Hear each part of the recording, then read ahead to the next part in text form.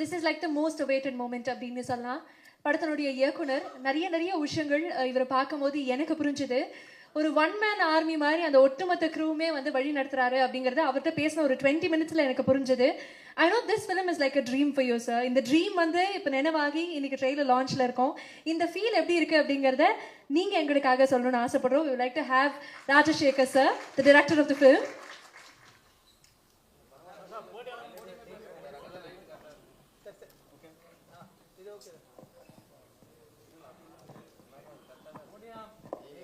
எல்லாருக்கும் வணக்கம். எனக்கு ரொம்ப பேச தெரியாது, மைக் முன்னாடி பேச தெரியாது, கேமரா முன்னாடி பேச தெரியாது.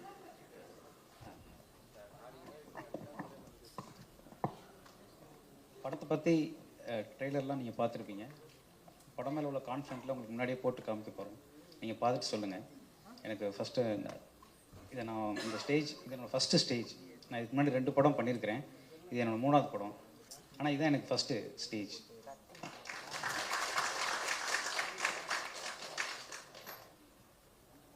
மிஸ் யூ இது எப்படி ஆரம்பிச்சிச்சுன்னா, என் ஃப்ரெண்டு லைஃப்பில் நடந்த ஒரு விஷயம் அது எனக்கு இன்ஸ்பயர் ஆனிச்சு. அதுலேருந்து தான் அந்த கதை உருவானுச்சு. அப்புறம் அதை என் ஃபேமிலி மெம்பர்ஸ்க்கெலாம் நான் சும்மா அதை கதையை டெவலப் பண்ணி சொன்னேன். அடுத்து நீ பண்ணுற படம் இதாக தான் இருக்கணும் அப்படின்னு அவங்க எல்லோரும் என்கிட்ட சொன்னாங்க. அதுக்கு ஃபஸ்ட்டு இனிஷியேட்டும் அவங்க தான் பண்ணாங்க. அவங்க பேரை நான் ஃபஸ்ட்டு சொல்லிவிட்டு அதுக்கப்புறம் மற்றது எல்லாமே இந்த சொல்லணும். ஒன்று என்னோடய ரிலேட்டிவ் அவங்க சரண்யா, அவங்க ஹஸ்பண்டு அன்பில் ராஜா, இவங்க 2 பேர் தான் ஃபஸ்ட்டு இந்த படம் ஆரம்பிக்கிறதுக்கு இனிஷியேட் பண்ணாங்க. அதுக்கப்புறம் இந்த படம் ஃபேமிலி அண்ட் ஃப்ரெண்ட்ஸ் அவங்க சப்போர்ட்டில் தான் இந்த படமே உருவானுச்சு. எல்லா லவ்வுக்கும் ஃபேமிலி ஃப்ரெண்ட்ஸ்லாம் சப்போர்ட் பண்ணுவாங்களான்னு தெரியாது. ஆனால் அந்த லவ் ஸ்டோரிக்கு அவங்க தான் ஃபஸ்ட் சப்போர்ட் பண்ணாங்க. அதுக்கப்புறம் ரைட்டர் அசோக்கோட ஃப்ரெண்டு முகுந்த்னு, அவர் மூலமாக தான் நான் சாமை மீட் பண்ணேன். அவர்கிட்ட தான் ஃபஸ்ட் நான் அந்த கதையை சொன்னேன். அப்புறம் கேட்டோன்னே எனக்கு ஃபஸ்ட்டு சாமும் அவங்க ஒய்ஃப் மோனிகா 2 பேரும் தான் கேட்டாங்க. ஃபஸ்ட்டு ரசிகை மோனிகா மேம் தான் இந்த கதையை கேட்டு. அவர் கால்குலேஷன் பண்ண ஆரம்பிச்சிட்டார், இதுக்கு எவ்வளோ ஆகும், என்ன பட்ஜெட்டில் பண்ணலாம் அப்படின்னு. மோனிகா மேம் தான் அப்போவே எனக்கு தெரிஞ்சிருச்சு இவங்க ஓகே பண்ணிடுவாங்க அப்படின்னு. ஏன்னா நாங்கள் அங்கே ஓகே பண்ணிட்டோம். ரொம்ப தேங்க்ஸ். சாமை பற்றி நான் சொல்லணும்னா, நான் லாஸ்ட் படம் சௌத்ரி சார்கிட்ட ஒர்க் பண்ணேன். அவர் ஒரு விஷயம் கமிட் பண்ணால் அதை செஞ்சிருவார். இந்த மிஸ் யூ படத்தோட ப்ரொடியூசர் சாமுவேல் மேத்யூ ஒரு விஷயத்தை செய்ய முடியுங்கிறத தான் கமிட் பண்ணே பண்ணுவார்.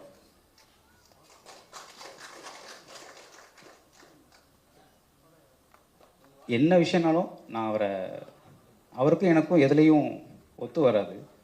ஒத்து வந்த ஒரே விஷயம் இந்த கதை. நான் சொல்லி எதுவும் அவருக்கு கன்வின்ஸ் ஆகாது. நான் ஒன்று நினப்பேன், அவர் ஒன்று நினப்பார். நான் ஒரு லொக்கேஷன் சொல்லுவேன், இல்லை அந்த லொக்கேஷன் அது. ஆனால் இந்த ஒரே ஒரு விஷயத்தில் ஒற்றுமை இருந்துச்சுன்னா அந்த கதை அது அவருக்கும் பிடிச்ச மாதிரி எனக்கும் பிடிச்ச மாதிரி வந்திருக்கு. இந்த படம் நான் அவருக்கு பிடிச்ச மாதிரி எடுக்கிறதுக்கு காரணம் சாமுவேல் மேத்யூ. அதுக்கப்புறம் என்னோடய ஃப்ரெண்டு அசோக் இந்த படத்தில் இந்த கதையை நான் அந்த கதை ஒரு ஃப்ரெண்டுன்னு சொன்னேன்ல, அந்த ஃப்ரெண்டு அவருக்கும் ஃப்ரெண்டு தான், என் ஃப்ரெண்டோட லைஃப்னு சொன்னது. அப்புறம் அவரை பற்றி நிறையா சொல்லணும். அவர் என்னை பற்றி நிறையா சொல்லியிருக்கிறாரு. அவரோட நான் முந்தின படங்களில் இருக்க நிறையா டைலாக்ஸ் இருக்குது. இந்த படத்தில் இருக்க டைலாக்ஸ் சொல்லலாம், அது கதையை சொல்கிற மாதிரி இருக்குது. அதனால் என்னோடய ஃபஸ்ட் படத்தில் ஒரு டைலாக் எழுதியிருப்பார். காலைல எழுந்திரிச்சோன்னே ஒரு பாட்டு கேட்டால் அது அன்னைக்கு ஃபுல்லாக நம்ம மனசுலேயே இருக்கும்ல, அது மாதிரி உன்னை என்னைக்கு பார்த்தோன்னா அதுலேருந்து எனக்கு என் மனசில் நீ ஓடிட்டே இருக்கிற அப்படின்னு சொல்லுவார். ரொம்ப அழகான ஊமையெல்லாம் அதில் அழகாக பயன்படுத்தியிருப்பார். அப்புறம் களத்தில் சந்திப்போம்ல ஃப்ரெண்ட்ஷிப்புக்காக ஒரு டைலாக் எழுதியிருப்பார். அது ஆக்சுவலாக இந்த ரீல்ஸ் இன்ஸ்டா இதிலலாம் நான் நிறையா பார்த்துருக்குறேன். பசங்கள்லாம் அதை என்ஜாய் பண்ணுற மாதிரி. அப்பா அம்மா பொண்ணு பார்த்தா தான் ஊருக்கு சொந்தக்காரங்க ஜாதிக்காரங்க பார்ப்பாங்க. நான் ஃப்ரெண்டு உனக்கு மட்டும்தான் பிடிச்சிருக்கேன்னு தான் பார்ப்பேன் அப்படின்னா அதை சொல்லுவார். அந்த ஃப்ரெண்ட்ஷிப்புக்கு அவர் எழுதியிருப்பார். இந்த படத்தில் நிறையா எழுதியிருக்கிறாரு. நம்ம ட்ரெய்லரில் காமிச்சிருக்கிறோம். ட்ரெய்லரில் காமிக்காத ஒரு டைலாக்னா, சினிமாவில் தான் எல்லாத்துமே ஹார்ட்டுன்னு சொல்லுவாங்க, ஆனால் நிஜத்தில் எல்லாமே மைண்டு தான், தாட்டு தான் அப்படின்னு ஒரு டைலாக் இருக்குது. இந்த மாதிரி நிறையா அவரோட பெர்ஃபார்மன்ஸ்க்கு நான் சொல்லுவேன். அவரை பற்றி சொல்லணும்னா அவரோட ஒர்க்கை பற்றி சொல்கிறது தான் அப்படின்றனால எல்லாத்தையும் சொன்னேன். அதுக்கப்புறம் மியூசிக் டைரக்டர் ஜிப்ரான் சார். நான் எப்படி இந்த கதை ஆரம்பிச்சிச்சோ அப்படியே வர்றேன். அதில் ஒரு விஷயம் லாஸ்ட்டாக சொல்கிறேன். ஜிப்ரான் சார்கிட்ட போய் அவரோட வாகை சோடவாலே நான் அவரோட பெரிய ஃபேன். அவரோட ஒரு சாங்ஸும் எக்ஸ்ட்ரானரியாக இருக்கும். அதுக்கப்புறம் திருமணம் நிக்கா, அப்புறம் சென்னை டு சிங்கப்பூர், அவர்கிட்ட தான் ஒர்க் பண்ணணும்னு அது அப்போயே முடிவு பண்ணிட்டேன். எப்போ என்னால் அந்த முடிவு எடுக்க முடியுதோ. ஃபஸ்ட்டு 2 படத்தில் ப்ரொடியூசர்ஸ் சாய்ஸில் தான் போகணும். இந்த படத்தில் என்னோடய சாய்ஸு நான் அவர் தேர்ந்தெடுத்து அவரோட ஒர்க் பண்ணது ஜிப்ரான் சார். அது முடிஞ்சு அப்புறம் என்னோடய சினிமாட்டோகிராஃபர் கேஜி வெங்கடேஷ். நானும் அவரும் ரொம்ப பேச மாட்டோம். நான் படத்துக்கு முன்னாடியே நிறையா பேசிட்டோம். எல்லாமே கலர் பேலட்லேருந்து எல்லாமே முன்னாடியே பேசிட்டோம். ஸ்பாட்டில் நான் என் கண்ணு பார்த்தா அவர் என்னை பார்த்தாருனாலே எங்கள் 2 பேத்துக்கும் தெரிஞ்சிடும். நான் அங்கே வந்துட்டு நம்ம எதுவும் சீன் பண்ண தேவையே இல்லை. சீன்னா சும்மா நம்ம அடுத்து என்ன வரப்போகுதுன்னு தெரியும். அதை நான் இப்படி கையை காமிச்சாலே அவருக்கு புரியும். அதெல்லாம் ஈஸியாக நடந்துருச்சு. அவரோட ஒர்க்கு, அவர் மனோஜ் பரமன் சாரோட அசிஸ்டண்ட்டு. நிறைய பேர் கேட்டதே இது யார் சினிமாட்டோகிராஃபர். ஃபஸ்ட்டு இந்த படத்தில் ஃபஸ்ட்டு ஃப்ரேம் பார்த்தோன்னே என்கிட்ட ஃபஸ்ட்டு எல்லோரும் கேட்டது சினிமாட்டோகிராஃபர் தான். அப்புறம் என்னோடய ஃப்ரெண்டு எடிட்டர். இப்போ கூட ஏதாவது ஒர்க் தான் பண்ணிக்கிட்டு இருப்பார். மேலே தான் இருக்கிறார், மேலே இருக்கிறார். ஓகே. அவர் மாதிரி ஸ்மார்ட்டாக ஒர்க் பண்ணவே யாருமே கிடையாது. ஆனால் ரொம்ப லேட், அதனாலே ரொம்ப ஸ்மார்ட். அப்புறம் நம்ம படத்தில் நடித்த நடிகர்களை பற்றிலாம் சொல்லணும். First Ashika ma'am. இந்த படத்தில் அவங்கள நான் ஒரு வீடியோவில் தான் பார்த்தேன். இன்டர்வியூ ஒன்று கொடுத்துருந்தாங்க. நான் எப்போவுமே மோஸ்ட்லி அந்த படத்தில் இருக்க அவங்க படம் பார்த்ததில்லை. அதுக்கு முன்னாடி நான் மோஸ்ட்லி படமும் ரொம்ப அந்த மாதிரி படம் பார்த்து பண்ணுறதை விட ஒருத்தவங்க இயல்பான கேரக்டர்லேயே பார்த்து எனக்கு பிடிச்சி அதை வச்சு தான் நான் நிறைய பேரை தேர்ந்தெடுத்திருக்கேன் நான் படத்தில். அந்த மாதிரி எனக்கு இவங்களோட அந்த அவங்க இன்டர்வியூவில் பேசுனது, அவங்களோட ரீல்ஸு இன்ஸ்டாவில் அவங்க பண்ணுறதெல்லாம் பார்த்துட்டு அந்த கேரக்டருக்கு ரொம்ப கரெக்டாக இருப்பாங்கன்னு நம்பி நான் ஒரு விஷயம் பண்ணேன். நான் எதிர்பார்த்ததை விட எனக்கு ரொம்ப சூப்பராக பண்ணி கொடுத்துருக்குறாங்க. நீங்கள் படம் வந்தோன்னே பாருங்கள். ரொம்ப தேங்க்ஸ். ரொம்ப சின்சியராக ஒர்க் பண்ணுவாங்க. அந்த அசோக் சொன்ன மாதிரி வேறு மொழி தெரியாமல் அப்படிலாம் எனக்கு தெரியல. இப்போ பேசும்போதே நீங்கள் எனக்கு பேச தமிழில் தான் அப்படி தான் இருந்துச்சு. ரொம்ப நல்லாவே பேசுனீங்க. இதை ரொம்ப சூப்பராக ஹேண்டில் பண்ண, ரொம்ப சின்சியராக ஒர்க் பண்ணி கொடுத்தாங்க. ரொம்ப நன்றி, தேங்க்ஸ். அப்புறம் பாலசரவணன் சார். பாலசரவணன் சாரி எனக்கு சொல்ல வரல, பாலா அண்ணன் அப்படி தான் சொல்லுவேன். அவர்கிட்ட எனக்கு ரொம்ப இயல்பாக வடிவேல் சாரோடதும் விவேக் சார் ரெண்டும் கலந்தே நான் அவர்கிட்ட பார்ப்பேன். சூப்பராக பண்ணுவார். அவ்வளோ இயல்பாக அவரோட இது இருக்கும். ஒரு சைட் நேட்டிவிட்டி இருக்கும். நீங்கள் வில்லேஜுக்கும் பயன்படுத்தலாம், நம்ம சிட்டி சப்ஜெக்ட்லேயும் அவரை பயன்படுத்தலாம். ரொம்ப சூப்பராக அவரை நம்பி தாராளமாக பண்ணலாம். அவரை நம்பி நம்ம ஃப்ரெண்ட்ஸ்க்கு காமெடிலாம் இல்லை, அவர் கேரக்டர் எதை கொடுத்தாலும் அவரால் பண்ண முடியும். விலங்கு சீரியலில் கூட அவங்களோட பெர்ஃபார்மன்ஸ் ரொம்ப சூப்பராக இருக்கும். நான் லப்பர் பந்து இன்னும் பார்க்கல, அதனால் என்னால். ஆனால் எனக்கு வெளில வந்தோடனே எல்லோரும் சொன்னதே உங்கள் படத்துக்கே பெரிய ப்ளஸ்ஸு பாலாண்ணே இருக்கிறது. ரொம்ப சூப்பராக பண்ணிக்காங்க. அடுத்து மாறண்ணே. நான் அசோக்லாம் அவரோட ஃபேனு. அவர்கிட்ட நாங்கள் சீன் சொல்லும்போது அவர் தப்பாக நாங்கள் இன்செப்ஷன் சொன்னால் இன்ஸ்பெக்ஷனா அப்படின்னு கேட்பார். அதுவே எங்களுக்கு சரி நீங்கள் அப்படியே சொல்லிடுங்க அப்படின்னு தான் சொல்லுவோம். அவர் இயல்பாகவே அவர்கிட்ட ஒரு ஹியூமர் இருக்குது. ரொம்ப அவர் சின்ன நேரங்களில் பார்த்தாலே எங்களுக்கெல்லாம் சிரிப்பு வந்துடுது. அப்புறம் அந்த ஜே பேபி படத்தில் அவரோட இன்னொரு பெர்ஃபார்மன்ஸை பார்க்கும்போது அவரை வெறும் காமெடினா மட்டும் நம்மளால் பார்க்க முடியல. கருணாகரன் சார், நீங்கள் போயிட்டீங்கன்னு நினச்சிட்டு நான் பேசிகிட்டு இருக்கேன் சார். அடுத்து பேசலாங்க, நீங்கள் இங்கே தான் இருக்கீங்களா?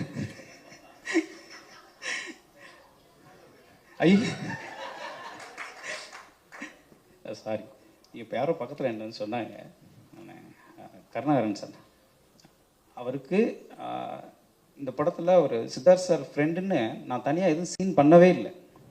ஃபஸ்ட் டைம் பார்க்கும்போதே அவங்க 2 பேரும் ஃப்ரெண்டு மாதிரி தான் இருக்குது. யாரும் சில பேர்கிட்ட மட்டும்தான் நம்ம பார்த்தோன்னே ஃப்ரெண்ட் ஆயிரும்ல, அது மாதிரி சித்தார்த் சாருக்கும் கருணாகரன் சாருக்கும் இருக்கிற அந்த ரேப்போ. அவரே இந்த இதில் யார் பண்ணுறாங்கன்னு கேட்டார். நான் 2-3 ஆப்ஷன்ஸ் வச்சுருக்கேன்னு சொன்னேன். அவர் கண்ணை போட்டு ஒரே ஒரு ஆப்ஷன் மட்டும் தான் சொன்னார். அவர் ஏன்னா நீங்கள் வந்து அந்த ஃப்ரெண்ட்ஷிப்புக்குன்னு பெரிய சீனே பண்ணல, லவ்வுக்கு தான் எல்லாமே பண்ணியிருக்கீங்க, ஃப்ரெண்ட்ஷிப்புங்கிறது பார்த்தோன்னே நம்பணும் அப்படின்ற ஒரு விஷயம். அவர் கருணாகரன் சார் இருந்தார்னா ரொம்ப ஆப்டாக இருக்கணும். அவர் தான் ஃபர்ஸ்ட் எனக்கு சஜஸ்ட் பண்ணார் அந்த இதில். அப்புறம் சஷ்டிகா கூட ஆக்சுவலாக நான் தான் ஃப்ரெண்ட்ஸாக பசங்களாகவே வச்சுருந்தோம். நீங்கள் என்ன பாய்ஸ் ஹையர் செகண்டரி ஸ்கூலான்னு கேட்டார் என்கிட்ட. ஆமாம் சார் அப்படின்னு சொன்னோம். அப்புறம் கண்டிப்பாக ஒரு பொண்ணு அந்த கேரக்டர் பண்ணான் அப்படின்னு. நான் சஷ்டிகாவை நான் இன்டர்வியூலாம் பார்த்துருக்குறேன், அவங்க பேசுகிறது இதெல்லாம். நான் படமாக பார்த்ததில்ல. அவங்க வந்தாங்களே அவ்வளோ எனர்ஜியாக இருக்கும். இந்த பாலான்னு சொன்னார்ல, எங்கெல்லாம் சேர்த்து அடுத்த படத்துலலாம் இருக்க மாட்டாருன்னு. இல்லை இருப்பீங்க, ஆனால் வேறு வேறு இடத்துல வச்சுருப்போம், ஒன்றா வைக்க மாட்டோம்.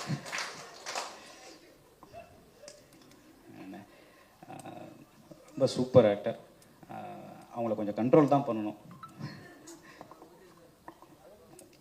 உண்மையிலே ரியல் ஃப்ரெண்டு. அப்புறம் என்னோட இன்னொரு ஃப்ரெண்டு, ஆக்சுவலாக நமக்கு இந்த ஆர்டர்லாம் வரல, ஸ்கிரிப்ட் மாதிரியே நான் லீனியராக தான் போகுது. இந்த கேஜிஎஃப்ல சொல்லுவாங்களே, நீங்கள் அதை மறந்துட்டீங்க அப்படின்ற, அதில் என்னோட லிரிக் ரைட்டர்.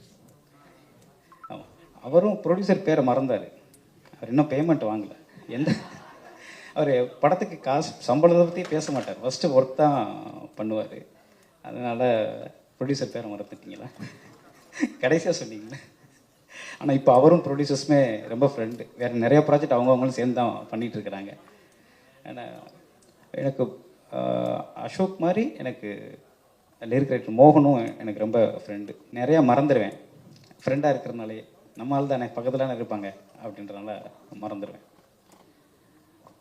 இப்போது ஒரு முக்கியமான ஆளை பற்றி தான் நான் இப்போ அவரை பற்றி பேச வந்திருக்கேன். இந்த படம் ஆரம்பிக்கிறதுக்கு என்னோடய ஃபேமிலி மெம்பர்ஸ் காரணம், இனிஷியேட் பண்ணாங்கன்னு.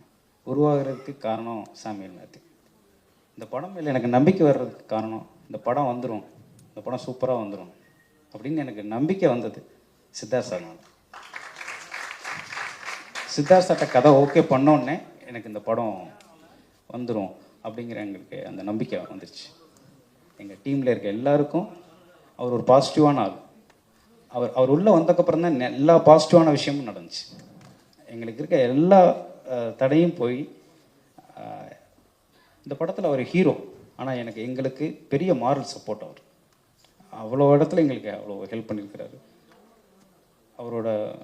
நான் அவரை பற்றி ரொம்ப பேசுனேன்னா கூட, அவர் இந்த சாக்லேட் பாயின்னு சொன்னால் கூட நான் அதை பெருசாக இது பண்ணுறதில்ல. அவரோட பர்ஃபார்மன்ஸை பார்த்துட்டு அவர் எல்லா கேரக்டரும் பண்ணக்கூடியவர். நான் ரொம்ப சிம்பிளாக சொல்லணும்னா, நடிப்புங்கிறது நடிக்கிறது தெரியாமல் நடிக்கிறதுன்னு சொல்லுவாங்க, அது சித்தார்த் சார்ட்ட இருக்கும். நான் நடிக்கிறேன்னு தெரியாமல் ஆடியன்ஸுக்கு தெரியும், அந்த கேரக்டரை மட்டும்தான் தெரியணும், அது அவர்கிட்ட இருக்கும். நல்ல நடிகர், அதுக்கு மேலே அதுதான் அவரோட. அப்புறம் நல்ல சிங்கர். இந்த படத்தில் ஒரு பாட்டு பாடணும்னு சொன்னார், 2 பாட்டு பாடியிருக்கிறார். அவர் இன்னொரு பாட்டு பாடலாம் வைக்கலாம் தான் நினச்சோம், அவர் அவைலபிள் இல்லை. அப்புறம் கார்த்தி சார், சித்தார்த் சாரோட ஃப்ரெண்ட். எனக்கு எப்படி அசோக்கோ அப்படி சித்தார்த் சாருக்கு. அவர் நேச்சுரலாக இயல்பாகவே நல்ல நடிகர். அவரோட சிரிப்பு எங்களுக்கு ரொம்ப பிடிக்கும். அவர் நல்ல நடிகர், இதெல்லாம் எல்லாருக்கும் தெரியும். அவர் கைதி மாதிரியான படங்கள், பெரிய மாஸ் கமர்ஷியல் படங்கள் மட்டுமே அவர் பண்ணிட்டு போயிருக்கலாம். ஆனால் தோழா மாதிரி, மெய்யழகன் மாதிரி ஒரு அவுட் ஆஃப் த பாக்ஸ் ஒரு கதையை சூஸ் பண்ணி நடிக்கிறது அவர் சினிமா மேலே உள்ள பேஷன் அவரை காமிக்குது.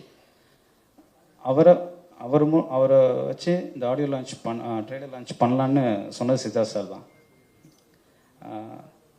எங்களுக்காக பண்ணி கொடுத்ததுக்கு ரொம்ப நன்றி கார்த்தி சார்.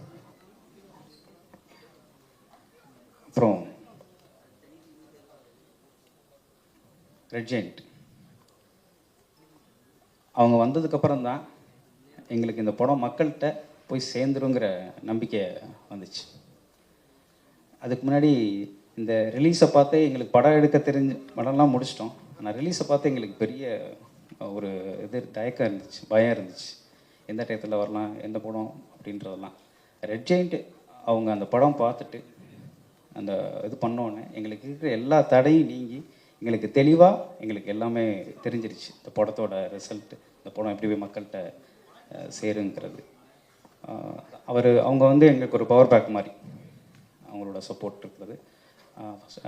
அதில் ரஜினியில் செண்பகமூர்த்தி சாருக்கு எங்களுக்கு நன்றி.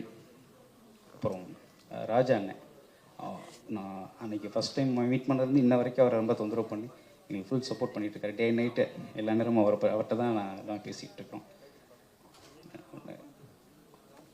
அப்புறம் பத்திரிகை நண்பர்களுக்கும் ஊடக நண்பர்கள் எல்லாருக்கும் ரொம்ப நன்றி.